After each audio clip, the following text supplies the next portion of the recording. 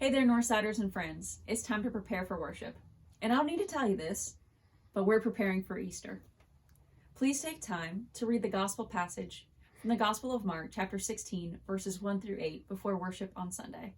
I also hope that you've taken the time to worship with us throughout Holy Week, whether that's our CBF of Mississippi midday services, our Maundy Thursday or Good Friday service, both at 6:30 p.m. on Facebook Live and YouTube Premiere, or our Holy Saturday Stations of the Cross, which are available in your Holy Week booklet or online. Now, there's a few things that we need to touch on for Sunday morning. If you have not done so yet and you plan on attending an in-person worship service, please register online. This will help us both account for the number of people there, and should a worshiper test positive for COVID, it'll give us a list of those who we need to contact. Here's some instructions for both services. Whichever service you attend, we're asking that you bring and wear a mask the entire time. Please make sure this is a mask that covers your nose and your mouth for the entire service. As we're singing, reading responsively, and even after worship as we're greeting one another, maybe by the flower cross, where you can snag a picture. Speaking of the flower cross, if you are planning on adorning it, please drop off your flowers on Saturday before 4 p.m.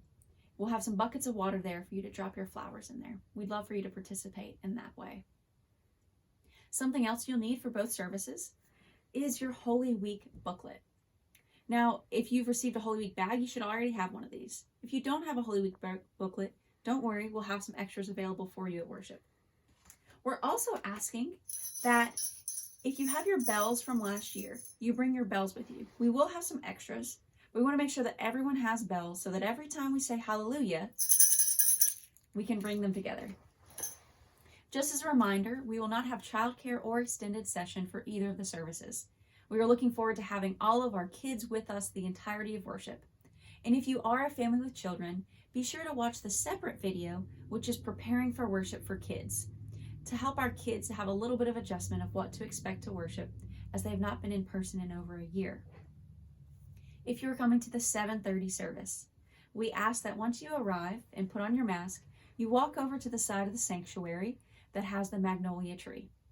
Greeters will be there for you, and they'll have some extras of those Holy Week booklets and the bells and communion cups for you that you'll need for worship. We're also asking that you'll bring your chair over there, just like we've done for our other outdoor services. The 7:30 and 10:30 services will be nearly identical, with the exception of the 7:30 service will not have choral music.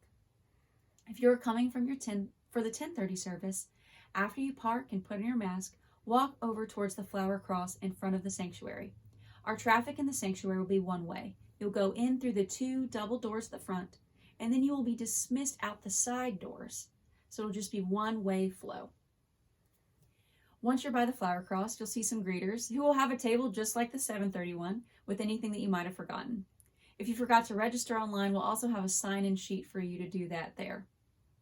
From that point, you'll move into the narthex, and an usher will seat your household together. We're expecting a large number for the indoor service, and we think that we will have enough space for everyone to space out adequately in order to promote social distancing. But in order to do that, and to accommodate as many households as possible, it is necessary that an usher seat you to make sure that we are adequately spaced and we have enough space for everyone who wants to worship to be able to worship together.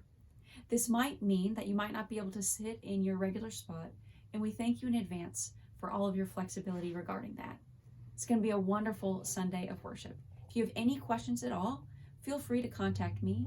And if you have any concerns about the protocols we are taking thus far, the health team will be meeting on April the 8th, and I would encourage you to write to them with any questions or concerns you may have.